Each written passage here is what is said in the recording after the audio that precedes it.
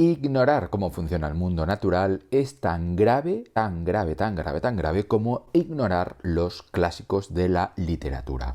Charles Percy Snow, en su famosa conferencia sobre las dos culturas, lo expresó de forma mucho más contundente. ¿Qué entiende usted por masa o por aceleración? Es el equivalente a ¿sabe usted leer? En otras palabras, muchos de los intelectuales, pensadores, opinólogos y políticos son básicamente analfabetos funcionales. Esta afirmación es muy fuerte, pero solo nos lo parece porque continuamos considerando que los conocimientos del ámbito de las letras, de la historia, de la literatura, de la economía, son más importantes que los conocimientos en física, química o matemáticas. Pero no es así. Como decía Snow, todo es cultura. No hay dos culturas, hay una única cultura. ¿Podéis imaginaros que alguien dijera que en el antiguo Egipto la gente viajaba en avión? ¿O que el autor del Quijote fuera Ortega y Gasset? ¿O que la Capilla Sixtina pues la pintó Banksy? ¿Verdad que no? ¿Os podéis imaginar a alguien que diga que Cristóbal Colón era catalán? Bueno, eso sí que ha pasado. A que todas estas posibilidades nos harían llevarnos las manos a la cabeza. El problema es que cada día quienes hemos entronizado como intelectuales hacen exactamente esta clase de ridículos en el ámbito de la ciencia, vertiendo afirmaciones claramente pseudocientíficas, magufas o directamente grotescas. Y también lo hacen quienes administran nuestra vida política. Vamos a ver los ejemplos más extravagantes de políticos españoles que han demostrado ser analfabetos funcionales en ciencia en este nuevo Baker Café.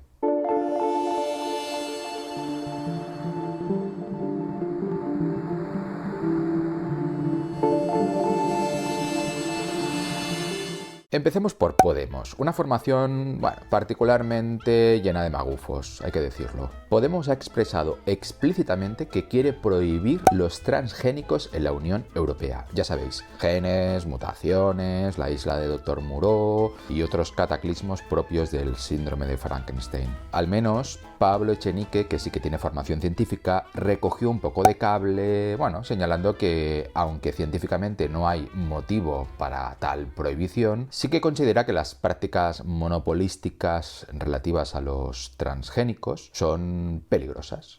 Lo cual es bastante cuestionable porque la telefonía, pues también lo es y no por ello debemos prohibir los teléfonos. ¿Qué tal regular mejor las leyes que combaten los monopolios? Pablo Iglesias, por ejemplo, también defiende la hipersensibilidad electromagnética y ante el Parlamento Europeo, elevó una petición para que la Unión Europea reconociera la hipersensibilidad electromagnética como enfermedad, aunque, una enfermedad que es una forma eufemística de decir que es una enfermedad de mentira. Leire Pajín, del PSOE. ¿Os acordáis de esta ministra del PSOE? En fin, en pleno auge de las famosas pulseras Power Balance, ya sabéis, esas pulseras que aseguraban ayudar a mantener el equilibrio, la flexibilidad y la fuerza, Pajín apareció en público llevando una de ellas. Cuando se lió la cosa, dijo que solo era un regalo y que la llevaba, ya sabéis, por compromiso. En fin, si yo fuera ministra, realmente me evitaría de llevar esa pulsera en actos públicos. Oriol Junqueras, de ERC, en un ya clásico artículo publicado en 2008 en el diario Avui, Junqueras se hacía eco de un estudio de genética de la Universidad de Rotterdam para afirmar que los catalanes tienen más proximidad genética con los franceses que con los españoles. En fin, quedó claro que Junqueras no había entendido lo que decía el estudio, ni qué implicaciones tenía, pero es que, además, aunque supiera un poquito de genética, lo escrito por Junqueras atufaba bastante a etnicismo nacionalista. Ahora Junqueras está en la cárcel, por cierto, pero no por esto, por otras cosas. En fin, en la línea de Heribert Barrera, candidato también de RC 1980 y primer presidente del Parlament tras la restauración de la democracia, cuando dijo aquello de no pretendo que un país haya de tener una raza pura, pero hay una distribución genética en la población catalana que estadísticamente es diferente a la de la población subsahariana. Teresa Jordà, ERC. La consejera de Agricultura de Cataluña llegó a aprobar la comercialización de la leche cruda, una aberración sanitaria, sin duda. Pero bueno, en su línea Flower Power, porque ya decía hace unos años en el Parlamento que la homeopatía y la acupuntura eran tratamientos baratos y válidos. En fin, que no le pase nada a nadie. Ana Mato, Pepe. Esta ministra de Sanidad en 2012 se vio acorralada ante la iniciativa del propio ministerio al empezar a sacar medicamentos de la lista de productos sanitarios amparados bajo la sanidad pública española. La respuesta de Mato fue cuando menos sorprendente. Dijo: sacaremos del vademecum medicamentos de escaso valor terapéutico que se puedan sustituir con alguna cosa natural. En fin. Otra que piensa que lo natural es mejor por ser natural, como le dé por meterse un chupito de cicuta, lo flipa. Manuela Carmena, ahora Madrid. Esta alcaldesa de Madrid acudió a las elecciones municipales con un programa que entre sus propuestas incluía 3 puntos basados en creencias pseudocientíficas. El más destacado de todos, declarar Madrid como zona libre de transgénicos, como si fuera, vamos, un virus. Felipe VI. En el verano de 2010, el rey Felipe VI, para aquel entonces aún príncipe, fue fotografiado en Mallorca llevando un enigmático parche en su cuello. El producto en cuestión era un parche de titanio, muy de moda en Estados Unidos, que presume de, atención, equilibrar las corrientes bioeléctricas del cuerpo. El parche estaba fabricado y comercializado por Phyten, que es una compañía fundada por un quiropráctico que con su invento aseguraba ser capaz de regular y equilibrar el flujo de energía en todo el cuerpo. Por supuesto, unas declaraciones carentes de todo tipo de sustento científico. ¡Ay, el rey, que cree en la magia! Jorge Fernández Díaz, Pepe. Cita textual del que fue ministro de Interior. Tengo un ángel de la guarda que se llama Marcelo y que me ayuda a aparcar. En fin, nada más que decir. Bueno, sí, que encima este tipo condecoró con la medalla de oro al mérito policial a la Virgen Santísima del Amor. Beatriz Talegón, todos los partidos. Beatriz nunca se rinde, es inasequible al desaliento. Es la gran defensora de la homeopatía y encima lo hace con una falta de prudencia y una agresividad que, en fin, estamos ante un caso de Dunning-Kruger de manual.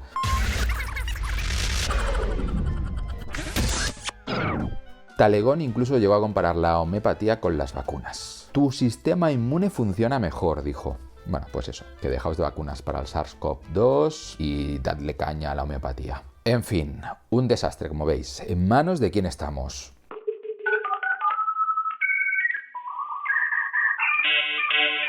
Pero si no queréis parecer tan ignorantes como los políticos que nos gobiernan, vamos a hacer un bonus track en Baker Café y vamos a analizar simplemente 4 razones, 4 fórmulas muy sencillas para no confiar en ninguna pseudociencia. 1. No evolucionan. Si os dais cuenta, los planteamientos pseudocientíficos raramente evolucionan, en el sentido de autocorregirse a medida que se hallan nuevas evidencias. Por ejemplo, la homeopatía fue inventada hace 100 años, que todavía no se conocían las bacterias y otros microorganismos, y no ha cambiado en absoluto. 2. La entienden hasta los niños. Cualquier disciplina científica requiere de un adiestramiento de años, a veces décadas. Algunas materias son tan densas que no basta con una carrera para convertirse en un experto. Necesitas muchos estudios posteriores, un gran esfuerzo.